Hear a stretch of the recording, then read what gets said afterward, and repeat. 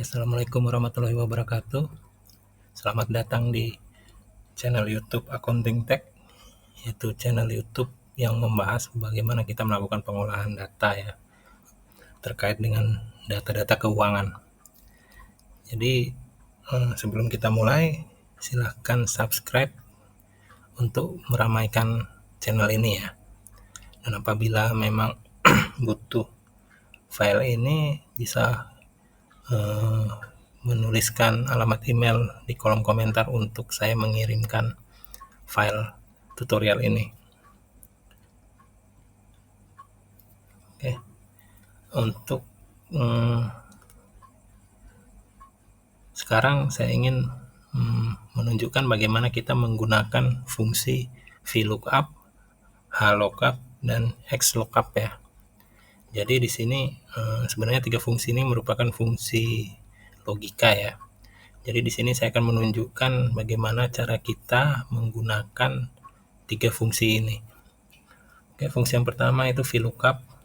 VLOOKUP itu jadi kita akan mencari data atau mencocokkan data itu secara vertikal ya. Jadi di sini saya punya tabel barang ya. Itu ada grup barang, ada kode barang, ada grup barang, sub barang, dan quantity. Nah, di sini kita akan mencari sub barang, nama sub barang itu berdasarkan kode barang ya. Jadi di sini kita akan mencari kode KB001 ini secara vertikal ya. Jadi di sini kita akan mencari kalau KB001 ini sub barangnya merupakan pensil, KB002 ballpoint, dan ini adalah HVS. Jadi kita mulai saja. Saya akan menggunakan fungsi VLOOKUP. Lookup value-nya kita akan mengambil sel G7 ya. G7, tabel array-nya kita akan mengambil dari sel B7 sampai dengan E9. Kemudian kolom indeks ini kita akan menghitung KB001 ini merupakan memiliki nilai kolom itu 1 ya. Jadi mulai dari kode barang itu 1, grup barang 2, sub barang 3, dan quantity 4. Jadi di sini yang akan saya ambil adalah kolom 3 ya. Karena saya akan mengambil sub barang. Kita klik 3. Oke, pilihannya adalah false.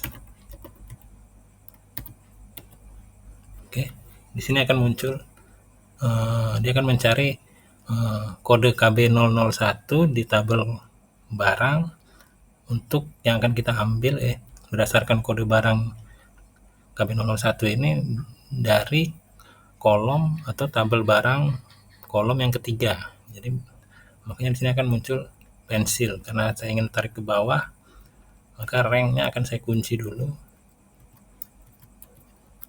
Kemudian kita tarik ke bawah. Oke. Jadi di sini kalau saya misal taruh KB001, dia akan berubah. Nah, bagaimana kalau saya ingin melihat quantity?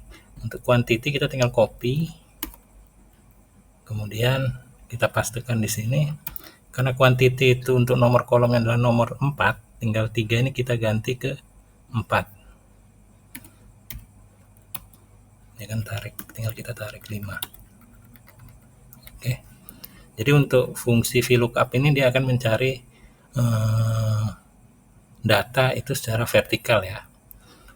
Kalau untuk fungsi VLOOKUP.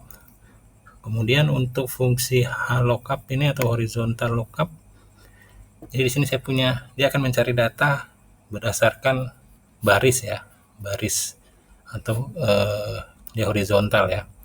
Jadi di sini saya akan contohkan, kita akan mencari penjualan 2023, 2024, dan 2025. Jadi sebenarnya kalau kita menggunakan HLOOKUP, lookup value 2023, tabel array-nya kita copy di sini, row index itu akan saya ambil itu untuk kolom row 1. Rank lookup-nya false. Kita buka. Oke, 1 ini ternyata dia mengambil row 2023 ya, dari row 1. Jadi sebenarnya karena kita mau ngambil ke tabel yang row yang kedua, maka di sini kita harus ganti satunya, kita rubah menjadi 2. Oke, tinggal nanti kita kunci karena kita mau tarik ke bawah, ranknya kita kunci kolom sel C14 sampai sel C15. Ambil, tinggal kita copy, tarik ke bawah.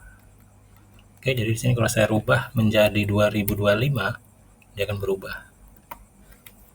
Oke, jadi bedanya VLOOKUP dan HLOOKUP tadi adalah yang satu kita mencari data secara vertikal atau secara kolom, yang HLOOKUP ini kita mencari secara horizontal atau secara baris atau row ya.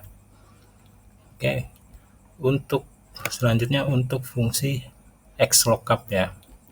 Jadi XLOOKUP ini kita akan mencari data itu berdasarkan 2 kolom ya. Jadi kolom yang satu adalah kolom referensinya, yang kedua adalah kolom yang ingin kita cari nilainya.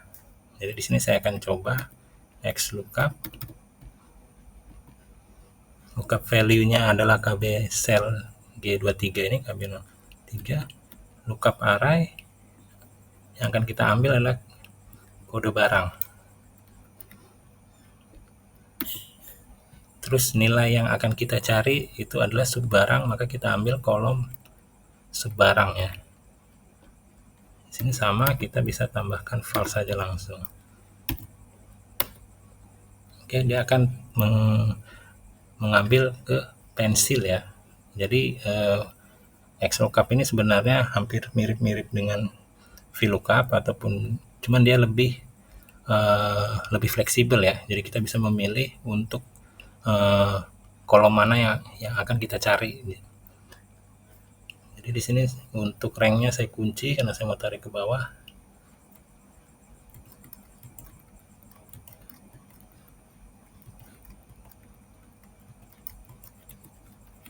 Oke, tinggal saya copy pastekan ke bawah. Jadi di sini kalau saya rubah jadi KB001, dia akan berubah.